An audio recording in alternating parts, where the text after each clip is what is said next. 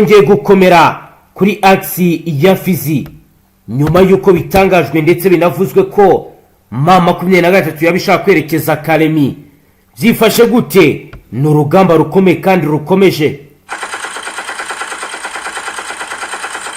Ni rapid fire kuri aksi ya Fizi Kalemi, ahari kugaragara abasore bizasarambwe bahanganye bikomeye na Fardc. Hagati aho rero abacanjo bakomeje kuyobora ibijyanye n'ikoranabuhanga mu bice bitandukanye. Urwo n'urusaku rwa za drone ziri kuzamurwa mu kirere, bari no gutoza abasirikare, bari kandi gufasha Fardc kwitegura ibidasanzwe bikomeje kugenda bigaragara ndetse n'ibigenda bivugwa ko hakomejejwe kwitegurwa ikintu kidasanzwe. Zifashe gute? Ni gute abacancuro bavugana? Ni mu gihe kandi bivugwa kandi binemezwa ko hakomeje kugenda hatangwa amahugurwa ku ikoreshwa ry'ikoranabuhanga nk'uko bigaragara.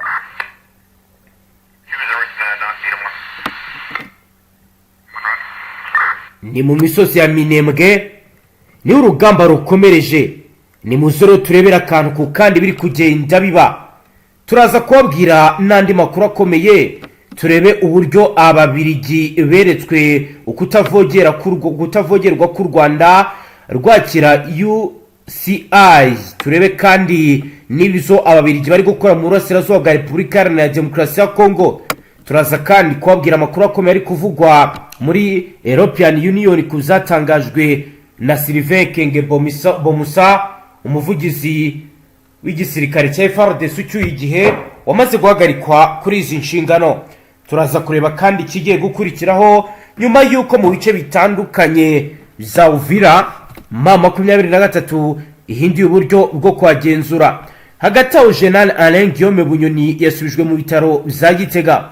Turareba ikibyishe inyuma ndetse nuko byagenze. Turaza kandi kubabwira iby'umwuka mubi hagati y'u Burundi n'ibihugu by'ibituranyi. Turebe rero uko bihagaze ndetse nuko byifashe ku ruhando mpuzamakungu.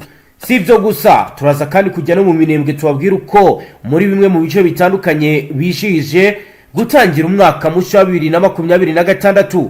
Ni kuri uyu munsi wa kane. Ni muzero tureba akantu ku kandi biri kugenda biba ndetse n'ibikomeje kugenda bikorwa. Duhere muri Uvira aho ku isi ya 2 ku itariki ya mbere z'ukwezi kwa mbere 2026 uyu mujyi wagaragayemo ituze rigere ry'agateganyo precarious calm nyuma y'imirwano ikomeye yaranzwemo amasasu ndetse n'ibiturika biremereye ku munsi w'ejo. Ni mu gihe kandi bivugwa ko no ku munsi w'ejo hagaragaye indege. Nubwo hari ituze rigaragara mu bice bimwe na bimwe by'uyu mujyi, amakuru ari guturuka mu bice bitandukanye aragaragaza ko M23 ikiri muri uyu mujyi imbere, ariko mu buryo budasanzwe, mu buryo bwo kwicunga, mu buryo buri strategique kandi ikoresheje uburyo bwa gisivili.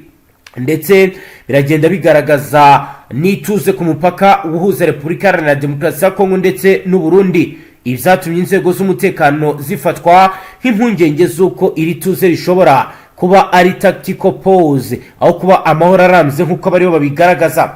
Nk'uko byemezwa n'inzego za leta ya Kinshasa, hari inite zinjiye muri ho plateau na Fizi na Minembwe zambaye imyambaro ya gisirikare yatwirwaneho mu rwego rwa consignment and distribution operation. Iyi ni disien tactique biri gutuma bigorana ku ngabo za leta Frdc gutandukanya abanzi n'indi mitwe yitwaje intwaro ikorera muri bice. Izo ngabo ziri gukora force build up mu misozi miremire, aho ziri gushyiraho forward operating bases, gutunganya logistics supply line no gushyira mu myanya heavy weapon system zirimo mortier, machine gun ndetse n'intwaro ziremereye. Ku ruhande rwa Kinshasa, amakuru y'ubutasi cyangwa se military intelligence aragaragaza ko intego nyamukuru y'iyi ari new offensive gufata ibice za Fizi hanyuma hagakurikiraho advance toward to Karemi mu murwa mukuru w'intara ya Tanganyika. Iyi axe of advance irafatwa nk'ingenzi cyane mu rwego rwa logistic kuko Karemi ni igicumbi cy'itumanaho communication hub, ubwikorezi logistics hub n'ubucuruzi mu kiyaga cya Tanganyika. Iyi gahunda kandi kabikomeje kugenda igaragara bijyanye na bamwe mu baturage bahaye amakuru Fardc agaragaza imyiteguro ikomeye ya M23 mu kwisubiza ndetse no kwinjira muri aka gace ka Karemi. Hagati ababirigi nabo bakomeje kugenda bavugwa cyane kuri page ikomeye yanditseho ibijyanye n'amayira akomeje kugenda akinwa. Amakuru aravuga ko mu mwaka wa 2025 watangiye abanyarwanda bidagadura bishimira bijyanye nuko bawutangiye mu masaha y'umugoroba bagakunda kuba bakubura ukweto mu bice bitandukanye. Ni mu gihe abanyarwanda bari mu migambi myinshi nkuko rero bizagiye bigaragara y'iterambere. Icyo igihe umutwe wa FC rero kuri ubu ugizwe na bamwe mu bimwe uburenganzira mu gihugu cyabo kuri ubu ukomeje urugamba. Bikaba rero bikomeje kugenda bigaragara ko urugamba rwahinduye isura ku itariki ya 27 z'ukwezi kwa mbere muri 2025 ubwo babohoraga umujyi wa Goma ufatwa nk'umurwa mukuru w'intara ya Kivu y'Amajyaruguru nyuma yo kwigarura Kivu y'Amajyepfo. Byibuze abanyekongo bamenyeshejwe iwabo kuri ubu hari amahoro, bamwe batangiye kugenda basubirayo umwe ku wundi. Si ibyo gusa ariko Ububirigi bwo bukomeje kugenda bugaragaza ko bushaka ko muri aka karere haba ihungabana ry'umutekano nkuko ro bigaragara kandi bigenda byibonekeza. Biravugwa kandi biremezwa ko ababirigi benshi baje gutoza igisirikare cy'u Burundi ibijyanye n'imyitozo cyane cyane yiganjemo ikoreshwa ry'ikoranabuhanga mu gisirikare. Ibironi bibaye mu gihe umuryango w'ubumwe bw'Uburayi European Union kuwa kabiri wamaganya amagambo yibasira abatutsi aherutse kuvugwa n'umuvugizi w'igisirikare cya leta n'intwaro rusange ya Kongo, maze basaba leta ya Kongo gukomeza guhangana n'imvugo z'urwango nkuko rero babitangaza kandi babivuga. Kuwa gatandatu w'indwi heze nibwo Ekenge yavuze amagambo yafashwe nk'ay'urwango ku batutsi ubwo yari mu kiganiro cyatambutse kuri televiziyo y'igihugu RTNC. Icyo gihe yibasiye abantu bo muri ubu bwoko agira ati uyu munsi iyo ushakanye n'umugore w'umututsi ugomba kwitonda cyane, ugomba kwitonda kuko baguha n'umuntu wo mu muryango we nka mwishywa we, mubyara we, uzi wawe kandi atari mubyara we cyangwa se mwishywa we ahubwo ari umuntu uje kubyarana n'umugore wawe iwawe yabyara bakakubwira ngo oya abana bavutse ari basa abatutsi kuko abatutsi ari ubwoko bwiganza kandi ari abagambanyi ubwenge. Niko rero uyu yavuze. Ibi rero bikaba bizatumye European Union ibinyujije muri ambasade yayo muri Kongo yamaganya ari amagambo, inashima icyemezo cyo guhagarika Ekenge cyafashwe n'ubuyobozi bukuru bw'igisirikare cya Kongo Kinshasa. Nkuko rero bigaragara banditse ku rubuga rwa X ati umuryango w'ubumwe bw'Uburayi uramagana amagambo yavuzwe n'umuvugizi wa Frdc ukaba rero unakurikirana wanyuzwe n'ingamba zafashwe n'ubuyobozi. Yunzemo ati umuryango w'ubumwe bw'Uburayi urasaba abayobozi gukomeza kurwanya imvugo zose z'urwango muri iki gihe gikomeye mu rwego rwo gushaka ubumwe bw'igihugu, amahoro arambye hashingiwe ku buryo buhuriweho n'abantu bose. European Union iravuga ko yanyuzwe n'icyemezo cyo guhagarika Ekenge umuyobozi bukuru bwa Frdc weruka gufata iki cyemezo mu gihe guverinoma y'u Rwanda biciye muri minisitiri w'ububanyi n'amakungu ambasaderi Olivier Jean Patrick Nduhungirehe aherutse gutangaza ko Kinshasa yahagaritse uriya mujenerali mu rwego rwo kujijisha umuryango mpuzamahanga. Nduhungire kandi yavuze ko ibyakorewe Ekenge bisa neza n'uburyo Perezida Habyarimana yakingiye ikibabane wo mu Gesera amaze kuvuga imbwirwaruhame yuzuye urwango ku batutsi yavugiye ikabaya. Ibi rero byose biraba mu gihe kandi hari andi makuru akomeye akomeje kugenda agarukwaho. Hashize imyaka 2 umubano w'u Rwanda n'u Burundi ujemo igitotsi nyuma y'agahenge kari kamaze umwaka. Ku itariki ya 11 z'ukwezi kwa mbere 2024 leta y'u Burundi yafashe icyemezo cyo gufunga imipaka yose yo ku butaka isobanura ko ishimangira kubungabunga umutekano w'igihugu cyabo. Mu kwezi kwa 12 2023 leta y'u Burundi yari yashinjwe u Rwanda gufasha umutwe witwaje intwaro Red Tabara warurutse kugaba igitero kuri zone Gatumba iherereye mu ntara ya Bujumbura. Abarwanyi b'uyu mutwe bateye baturutse mu ntara ya Kivu y'Amajyepfo muri Repubulika Iharanira Demokarasi ya Kongo. Leta y'u Rwanda yasobanuye ko ntaho ihuriye na Red Tabara kandi ko n'ikimenyemenyi aba barwanyi bawo banyuze ku mupaka uhuza ibihugu byombi ubwo bateraga Gatumba, ahubwo baturutse muri Kongo aho ingabo z'u Burundi zari zimaze igihe ziri kurwana bikomeye. Ibi bisobanuro bikaba bishingira ku kuba zone Gatumba ari igice cyo ku mupaka cyegereye ibice byo muri Kongo birimo Kavimvira muri Kivu y'Epfo n'ibindi byo mu kibaya cya Rusizi. Inkambi yaho niyo rero umutwe wa FNN Parmehutu wiciyemo abanyamurenge 136 ku itariki ya 13 Kanama 2004. Buru uko umutwe witwaje intwaro wa M23 urwanya ubutegetsi bwa Kongo warushagaho kwagura ibirindiro muri Kivu y'Amajyepfo, niko leta y'u Burundi yasoraga itangazo iteguza ko akarere gashobora kubamo intambara ikomeye. Ariko ku rundi ruhande inzira y'ibiganiro yari ifunguye bigizwemo uruhare na Perezida Salva Kiir, umuyobozi mukuru w'umuryango wa Afrika yunze ubumwe East African Community. Mu ntango za Nyakanga 2024 abahagarariye ibihugu by'uyu muryango bahuriye mu mwiherero wo ku rwego rw'abaminisitiri wabereye muri Zanzibar.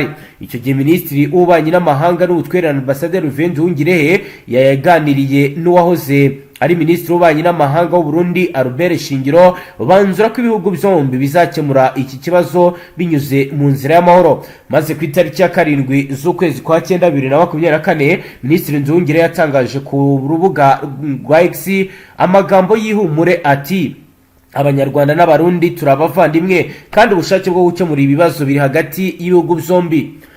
Ni mu gihe rero kuri ubu mu kwezi kwa 2 kwa 2025 President Ndayishimiye w'u Burundi wari umaze iminsi atuje yongeye kwibasira u Rwanda bikomeye yifashishije imiyoboro itandukanye arushinja umugambi wo gutera igihugu cyabo runyuze mu burasirazuba bwa Kongo. Bigeze mu kwezi kwa 3 muri 2025 Ndayishimiye atangariza radio mpuzamahanga BBC ko u Rwanda rushaka gutera u Burundi nabwo ruzabatera i Kigali. Ati ariko twebwe tubabwira ko nibashaka gutera Bujumbura baciye muri Kongo natwe Kigali si kure duciye mu Kirundo. Muri uko kwezi intumwa z'ibihugu byombi zo ku rwego rw'umutekano zahuriye mu nama ebyiri yabereye ku mupaka baganira ku mwuka mubi wakongera kuba wahoshwa nkuko bizatangajwe na Minisitiri Nduhungirehe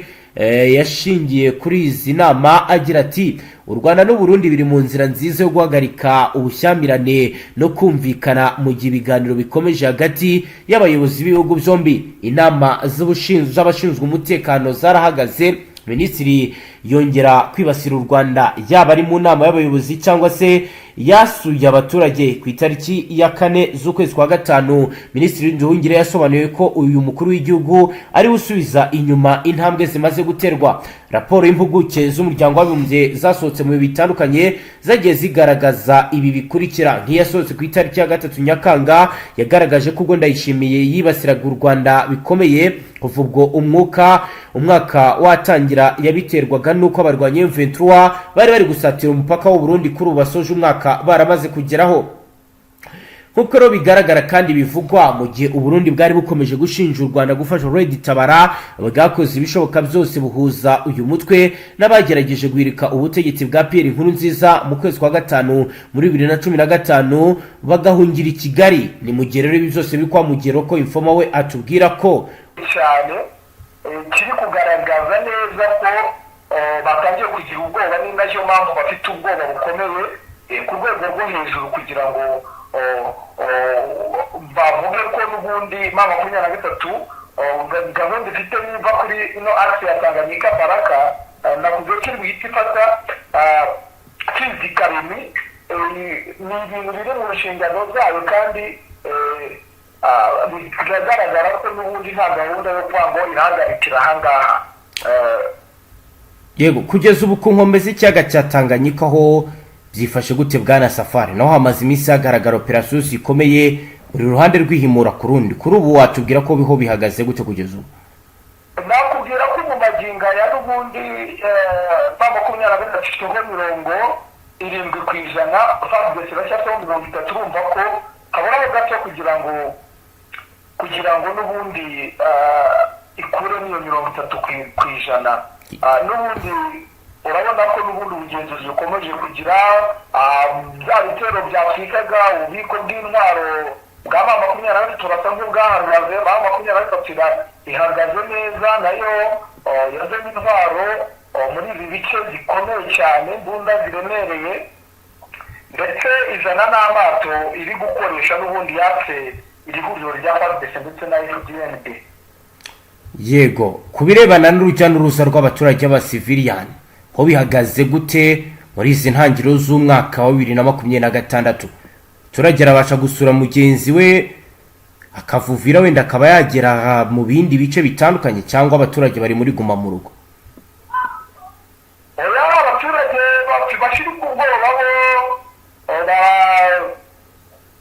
barabasha kugenda ndetse urabona ko nta n'ubwikango ntaki kereka abari mu bice n'ubundi bitagenzurwa n'ama 23 nibo bakomeza kugenda bagira ikibazo kuko Fardc bakomeje kugenda bagira ikibazo gikomeye cyane naho wazarendo aho baba bazi ko n'ubundi umuntu wese uri kugenda mu bice cyangwa ubuyobozi bwo muri ibyo bice nakubwiye ko hasigaye abashefu nibo basa nk'abasigaye urumva abashefu ni abaki bwana Safari abashefu bakora izihe nshingano buriya uko byagenda kose baba bayoboye amasheriferi yego amasheferi yego ubwo urumva nibo basa nk'aba basigaye akenshi na kenshi abari ku ruhande nyine rw'abawazarendo na Fardc nyine bashobora kubangamira abaturage bagasa nk'aho nyine babatungira agatoki kibariya wasanga ari ibyitso nabaje kuneka ugasanga bahuye n'ibibazo ariko mu makaritsiye agiye atandukanye arimo 23 ndetse naho bivugwa ko yaba yakandagije n'ibirenge urujya n'uruza rutangira kuza ndetse bikanagaragara abaturage bagakomeza kugira gusurana. Icyo nakubwira cyo wenda mu misozi ya Minembweho ibice byinshi wenda naguciramo makeya mu bice bigiye bisa nkaho birimo umutekano ndetse bisa nkaho byagarutsemo uzengurutse za Ndondo ya Bijombo aho bita mu Gahororo uri kumva aho nta kibazo abaturage bameze neza n'ubundi mu masantere ya Minembwe aho bita ku Rutanago werekeza za Uvira hose ni sawa kuko aha ku Rutanago n'ubundi niyo nzira ujya Uvira abaturage bazajya guhahayo mu kurangura kuko ibi bice niho bajya kurangurira ibyo kurya nk'imiceri za kawunga ibintu byose biragaragara rwose ko nta kibazo ibicuruzwa byatangiye kuboneka mu bice nyine muri ibi bice byose mu Gipupu za Ruremba n'ubundi za Mikene aho hose mu Bijombo hose urabona ko nta kibazo usibye mu bice nyine aho bita za Bibogobogo za Mikarati nabo babonaga ko ari nta kibazo ariko imirwano ikomeje kugenda iba mibi nakubwira ko ahasigaye umutekano muke ari kuri perezida aho ingabo z'u Burundi zimuriye ibirindiro nyuma y'aho basenye ibirindiro byabo za Mikarati urumva niho ikibazo gisigaye ariko urabona ko ibice byinshi bigiye bitandukanye na za Kamanyora hose ugenze na za Ruvungi ubona ko umutekano abaturage bakomeje kugenda bagaragara basurana ndetse n'ubuzima n'amatungo mu misozi aho tuba turi kugira ngo turebe uko urugamba rumeze hatari intambara ubona rwose ubuzima bwarabonetse abantu batangiye kuragira nta kibazo kiba gihari rwose mu bigaragara muri ino Kivu uretse ibitero n'ubundi si umusiga bigenda biza ariko bisa nkaho byabonekeye umuti aho M23 yarabonye umuti wo kuba wasubiza nyuma izo drone kuko iyo kuko nabo bafite ikoranabuhanga babona ko bayiteze cyangwa isa nkaho igiye kugwa ahabi zihita zikata zigasubirayo yaraciye muri humwe. Ikindi kandi biragaragara neza ko M23 yagombuye umuti wayo kabisa ndetse n'umuti wo kurasa ziriya ndege ziba zishaka kubangamira umutekano w'abaturage. Yego bwana Safari nyemerera rero dusoreza tugushimire cyane, tunakomeze kwifuriza intango nziza za 2026. Yego namwe ndabashimiye, namwe umunsi uze kubabera mwiza, intangiriro y'uyu mwaka ize kuba nziza kugira ngo uzasozwe neza, kuko itatangiye neza ntabwo ushobora gusoza neza. Yego namwe banywanyi mudateba kubana natwe ngaha kuri mbonesha kuri imwe rudende bashyikiriza amakuru atosoye abarabana n'umutekano, politike, ububanyi n'amakungu ndetse n'ubuzima bwa munsi bw'abanyagihugu. Turabashimiye cyane, mukomeze mubane natwe udukurikiye bwa mbere ufyonde sabone a Zaravista.